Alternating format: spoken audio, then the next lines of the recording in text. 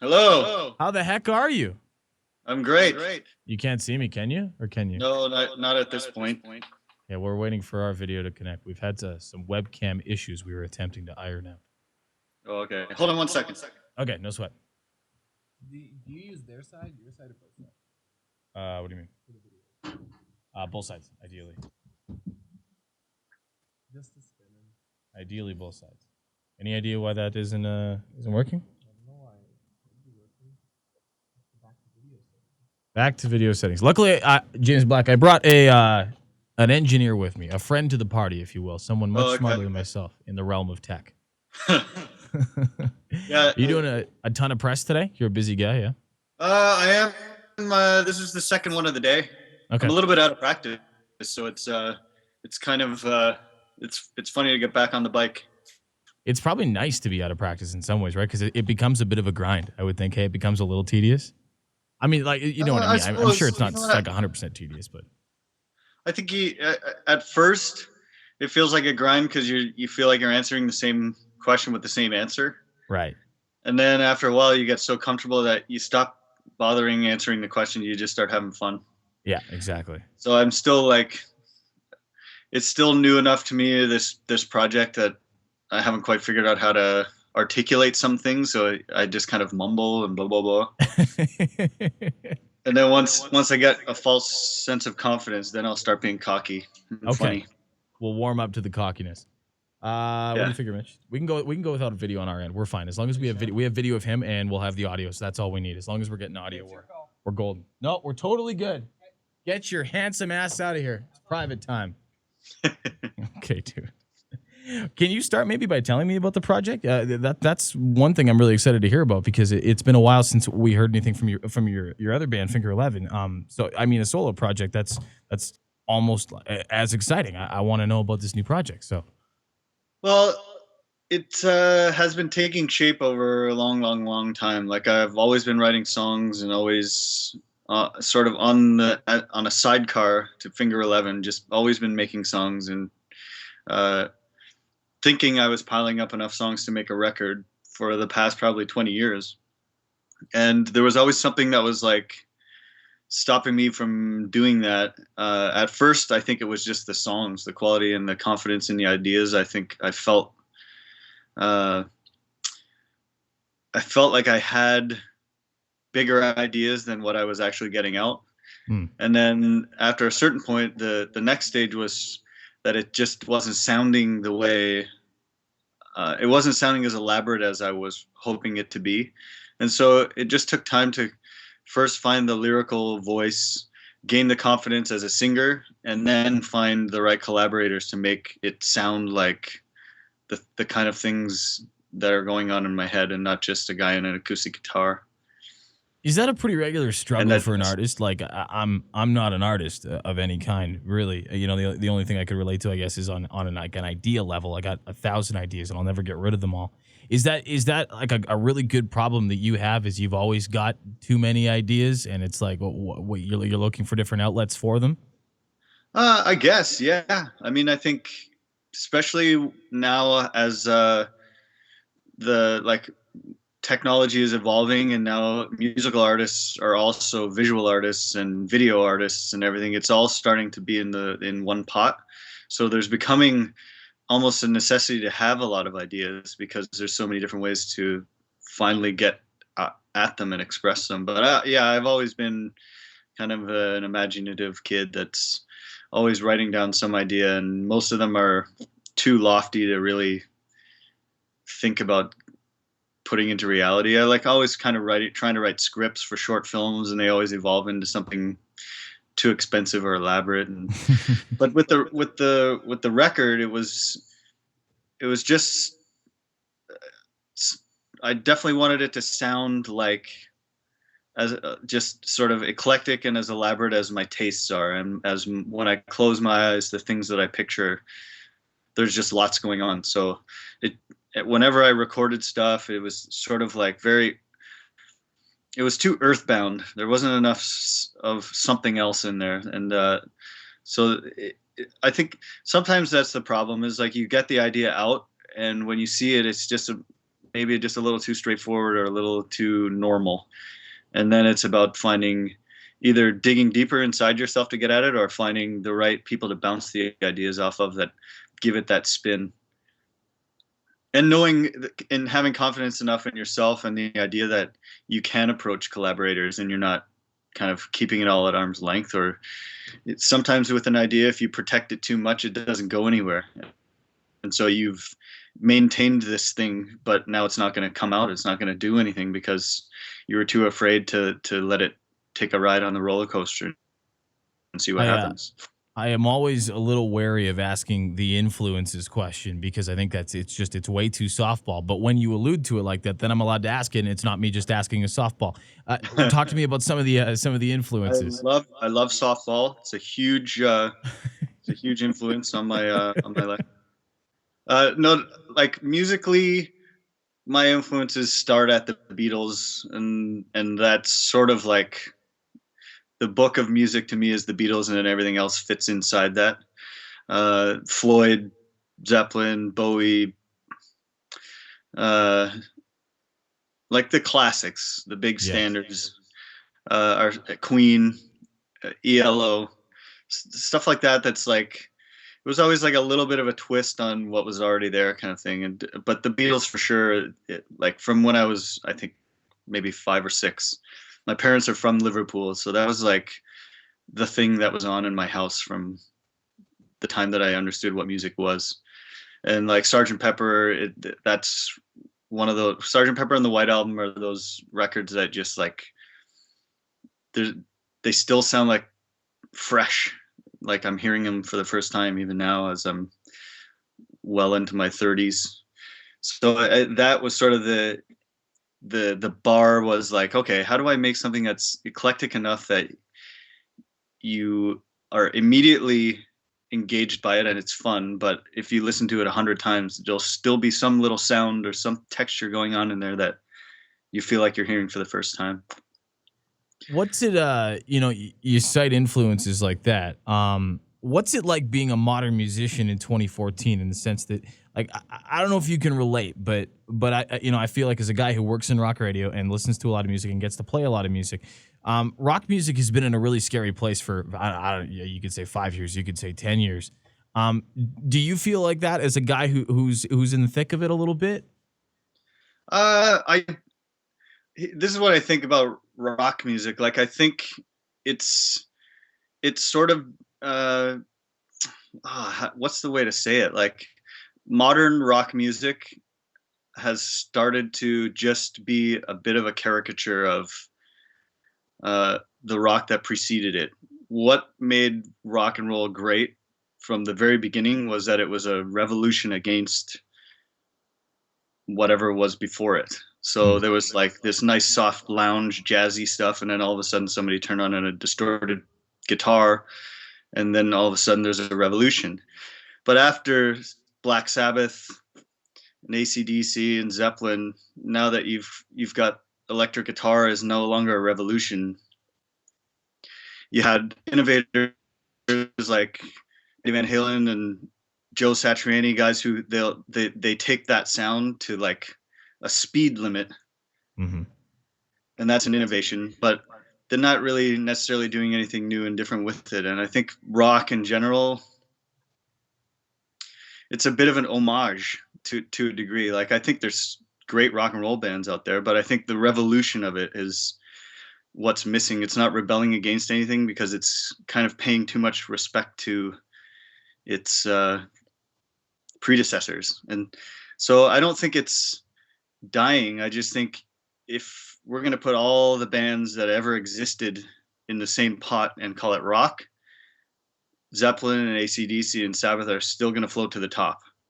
Right. And so unless you add something new or some innovative or some twist to it, and now that with modern technology, modern ideas, and the invention of different genres, hip hop, stuff like that, it can all kind of coexist in a new futuristic kind of music, but it just only rarely happens.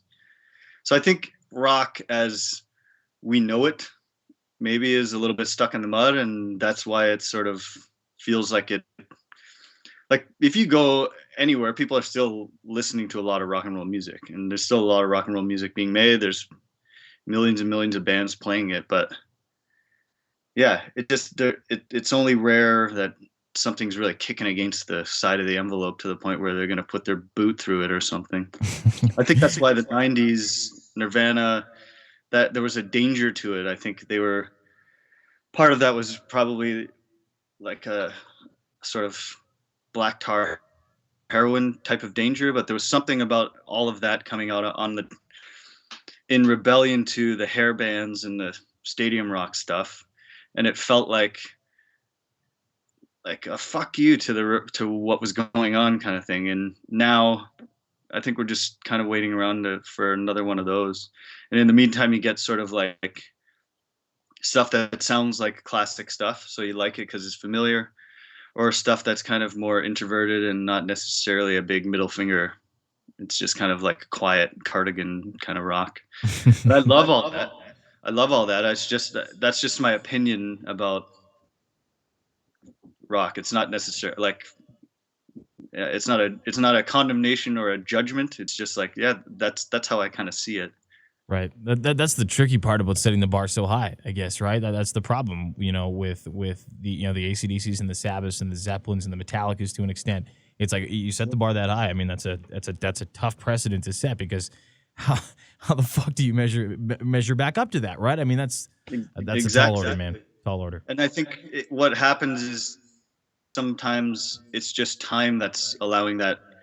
It's like, okay, if enough time goes by, then kids won't know about those bands until they're in their teenage years. So some other bands will be able to sneak in under the radar for a bit. But as soon as those kids hear that stuff, it seems to always connect, because there's something, I don't know, there's that thing. There's a reason why you hear that stuff and you get jazzed and electrified by it. And then you hear stuff that is recorded with better microphones, better technology, maybe even technically better musicians, but it just doesn't have that same thing. I don't know. All I can liken it to is like a danger or a, I don't know. Yeah, rebellion.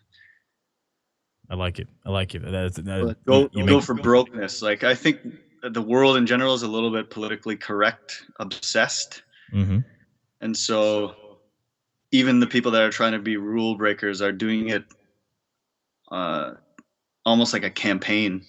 And it's sort of like it's contrived in its own way. I don't know. Maybe that's all that's missing, is just someone genuinely out there that's just like not worried about anyone's opinion, and they're just too busy fucking rocking to worry about everyone else's thoughts. We need that. We need a yeah. And it's a rarity, right? It's a real rarity. My recent Skype interviews, because it's got all the people we've talked to recently. My most recent since you was Newman from Head of the Herd. So that's actually a really handy segue. Can you talk to me a little bit about getting to work with those dudes? Because there's some up and comers, and we've kind of had our eye on them for the last year or so and gotten to know them a little bit. Newman's a kid from here in Calgary, so we're a little invested in that band too. Talk about working with them.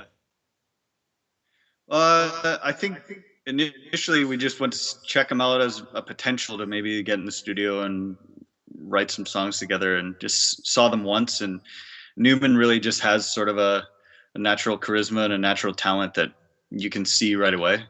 And that just spoke to me. And me and Rick, who also plays in Finger 11, we were looking for something to produce. And it just, hearing it, seeing that it came from this rock place, but it had some other element that was maybe a little different for us, but that we could bring our knowledge to, and maybe it would be an interesting match or mismatch kind of thing. And it just felt like we could bring something to it that would help it or enhance it. And so that sort of decided. Then they sent, I think it was like 30 songs or something, and a good chunk of them were awesome. So we just immediately were like, okay, we got to pick the best ones before anyone else gets their hands on these tracks, and then just jump in there and see what happens. And luckily it was no fluke. Like they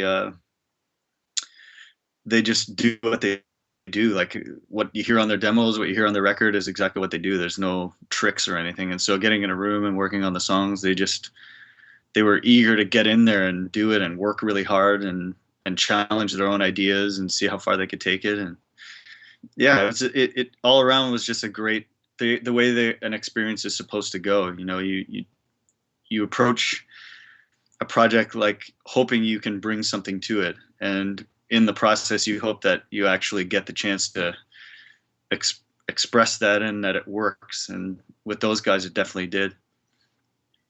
Probably an exciting place to be for you, I would think, right? Getting to kind of foster the growth of a band like that, right? You know, becoming an elder statesman of Canadian rock. I mean, that's a cool role for you to get to play in addition to being, you know what I mean? Like that's got to be pretty rad, man, getting to wear another hat in addition to a couple hats you've been wearing for, you know, for the last 20 years or so, right? Yeah, there's something too about having the objectivity of like they've been obsessing over their own songs for months and months, and then I'm hearing it for the first time as a finished thing, and I get to have a genuine reaction that's different from theirs, and I don't have anything at stake, so I can sort of have this like a clear honesty about it, that they listen to some advice, they didn't agree with some advice, and that's how it's supposed to go, right? But that is a kind of neat privilege, is when you're hearing some good stuff and you aren't burdened with your own history with it. You just sort of going like, oh, I hear this, I hear that how this could go like this, or this could go like this. I don't know the background story of how it got to here, but let's not worry about that. Let's worry about where we can take it. And when you're doing your own stuff, it's really hard because you know every second of effort that you've put into it to get it to there. So sometimes you could work on a not so great idea for months, and because you've put so much hours into it, you revere it because of the effort, even though everyone who doesn't know the backstory of it hears it and just thinks, oh yeah, whatever. So it spares you that. So that's a neat thing about producing, and especially with a young band who's very open-minded. Couple more questions before I let you go. Sure.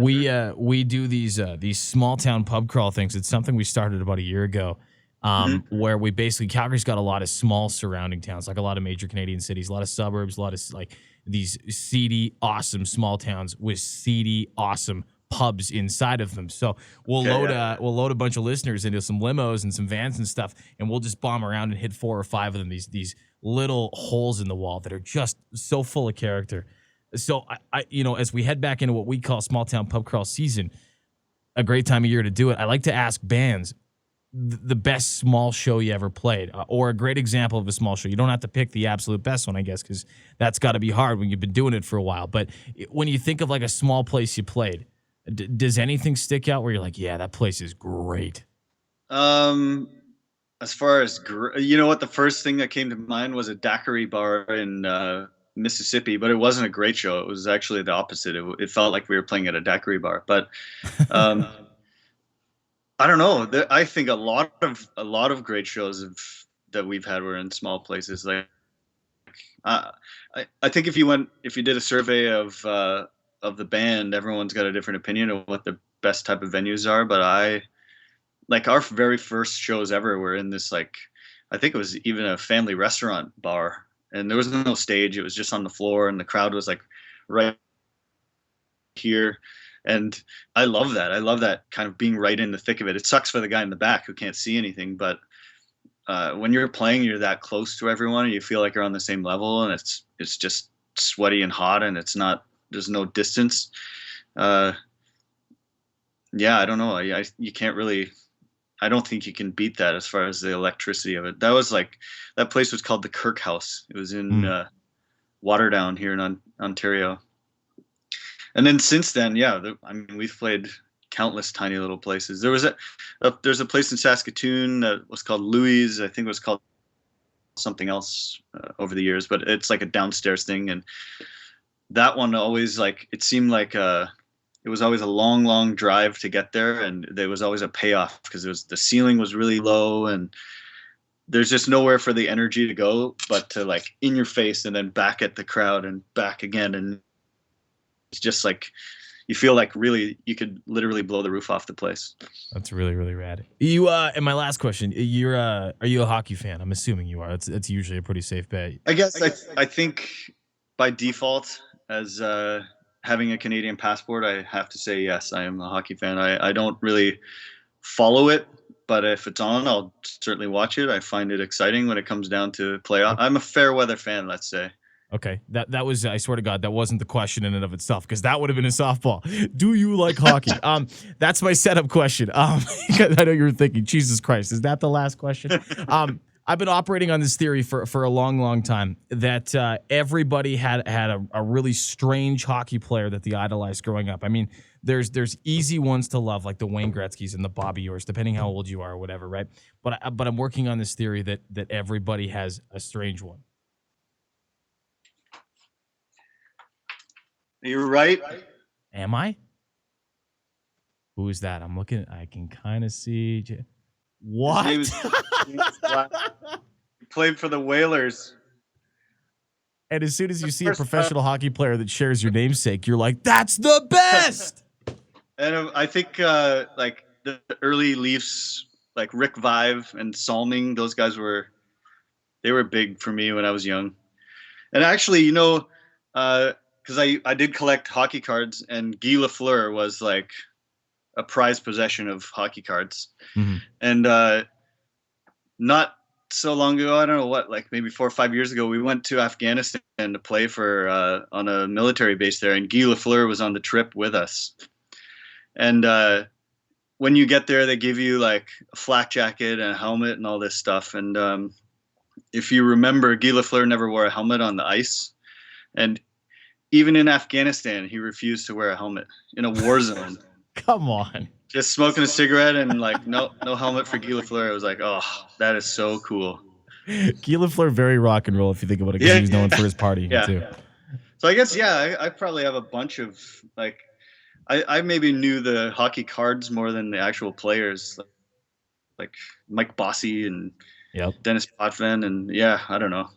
It's so weird. I have a strange, like, I like it's almost not even worth saying. Everyone says it these days, like they're no good with, I'm terrible with names.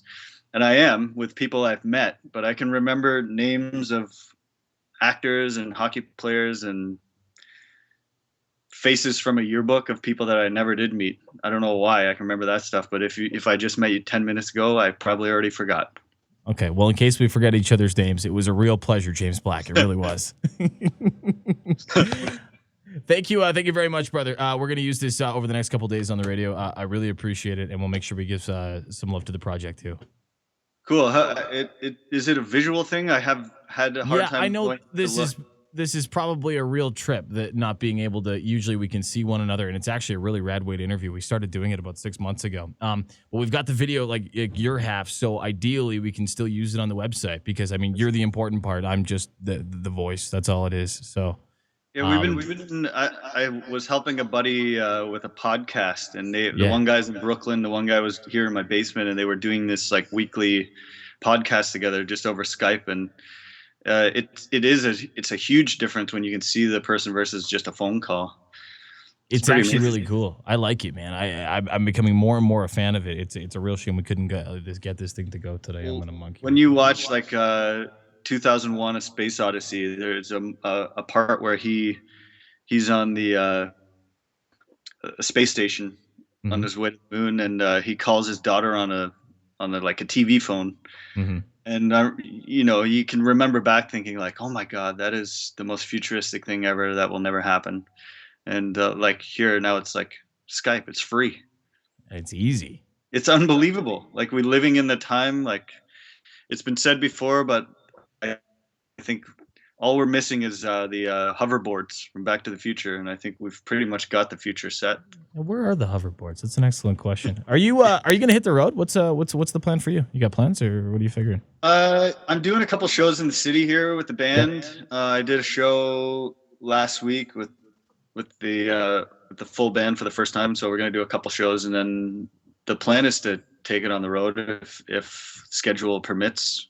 Finger 11's supposed to hit the studio though sooner rather than later, so we'll see how long that takes, and that's that's going to probably be as soon as that's done, we're going to hit the road with that big time.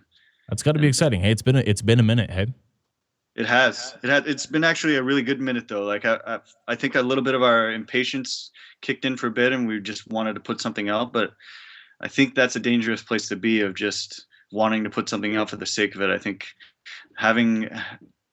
we got traded, sort of a hockey analogy, like our label traded us to another label. So there's been all kinds of paperwork and stuff to be figured out. But because of that time, you feel like you have some spare time, and then we ended up writing way cooler stuff because there didn't seem to be a deadline or a pressure.